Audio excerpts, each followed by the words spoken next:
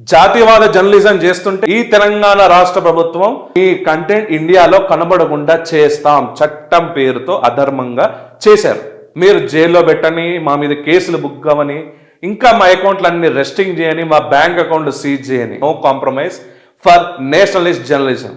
ఎందుకంటే journalism is our patriotism. జాతీయవాద journalism ఎప్పుడైతే మేము ఎంచుకున్నామో అప్పుడే ఈ ప్రాణాల మీద ఆశను వదులుకున్నాం. దేశహితం కోసం పనిచేసే ఒక ఛానల్ని, వారి యొక్క సోషల్ మీడియా పేజెస్ని మీరు ఎప్పుడైతే రెస్ట్రిక్ట్ చేశారో అక్కడ మేము నైతిక విజయం సాధించినట్టే అని చెప్పేసి మేము అనుకుంటాం. ఎందుకంటే తెలంగాణ రాష్ట్ర ప్రభుత్వం వరకు మా వాణి వెళ్ళింది. మేము ఆ ఫుటేజ్ ఏదైతే కలెక్ట్ చేసినామో అది మీరు చూశారు అని చెప్పడానికి ఒక జర్నలిస్ట్గా నేను హ్యాపీగా ఫీల్ అవుతున్నా. ఈ విషయంలో ఈ ధర్మయుద్ధంలో మాకు ministry of electronics and information technology department ఏదైతే ఉందో వారి నుంచి మాకు మద్దతు వస్తుందని ఆశిస్తున్నాం మిత్రులారా.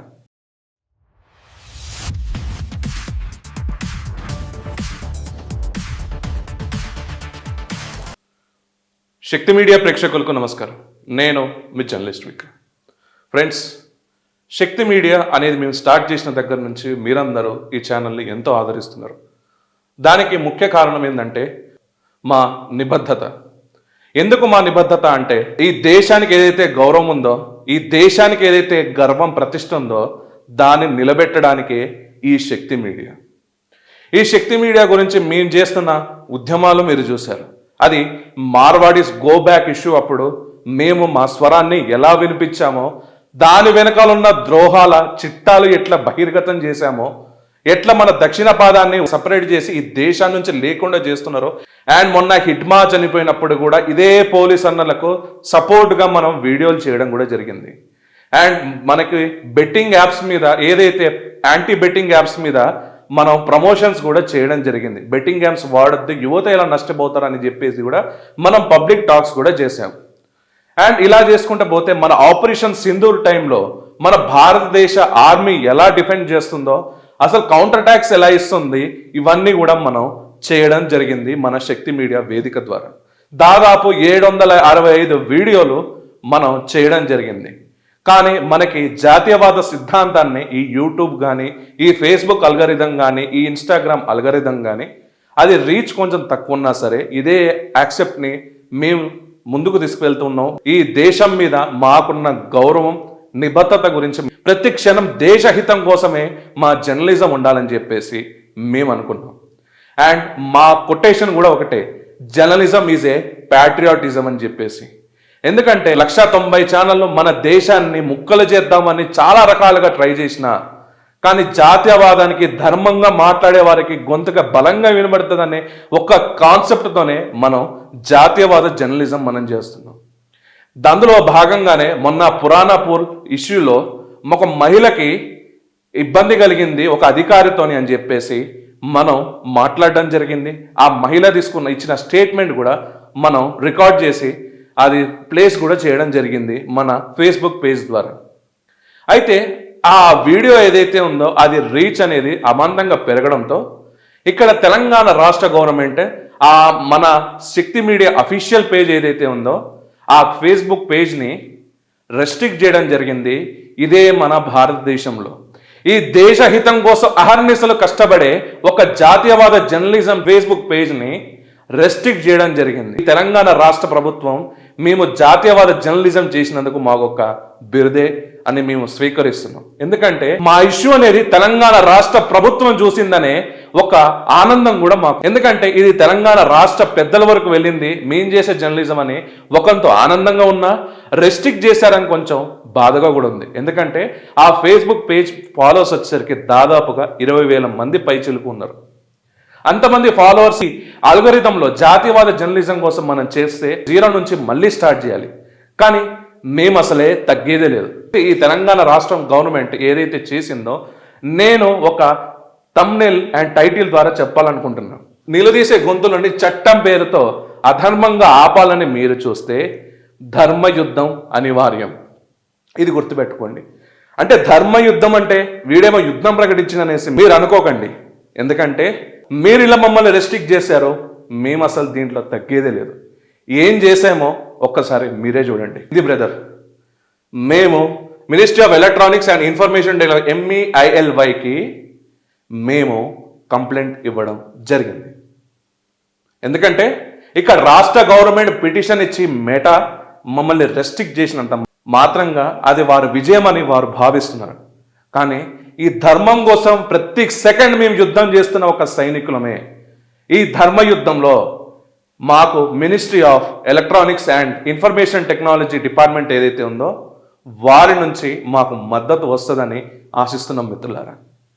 ఎందుకంటే మేము చేసే ధర్మయుద్ధం ఇక్కడ శత్రువులు ఉంటారు అని మాకు తెలిసిన ఇక్కడ మేము చేసే ఈ ధర్మయుద్ధం ఎందుకంటే కేవలం జాతీయ హితం కోసం.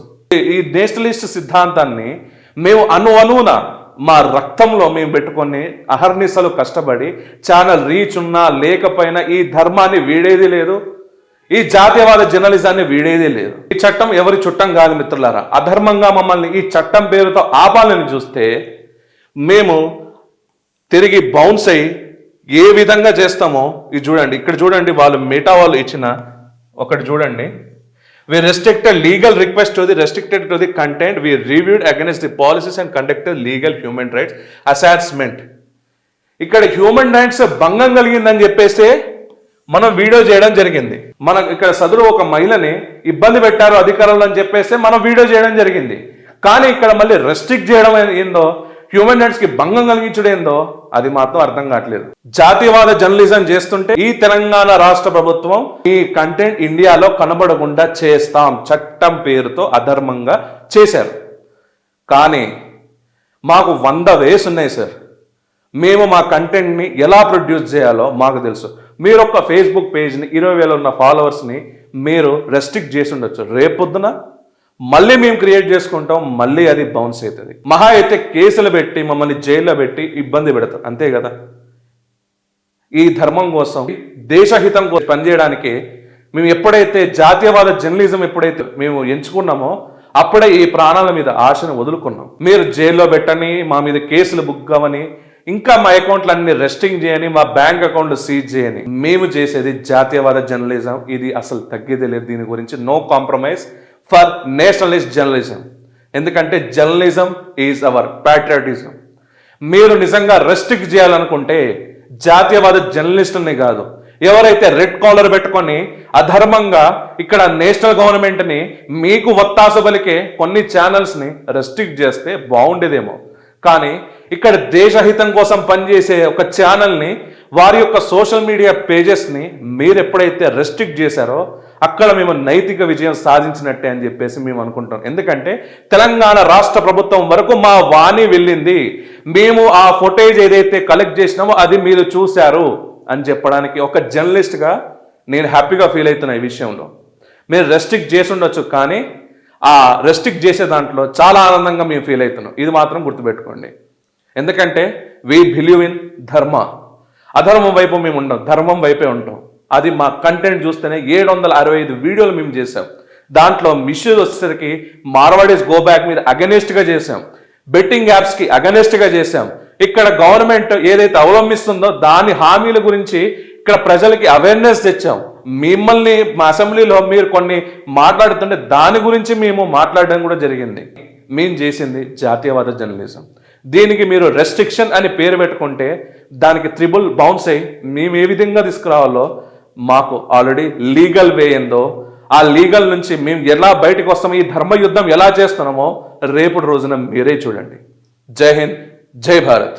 ఈ వీడియో కానీ మీకు నచ్చినట్టయితే friends like, share and comment చేయాల్సిందిగా కోరుకుంటున్నాం. మరియు మన ఛానల్ అండ్ మన పేజెస్ని తప్పనిసరిగా మీరు ఫాలో అవ్వాల్సిందిగా కోరుకుంటున్నాం.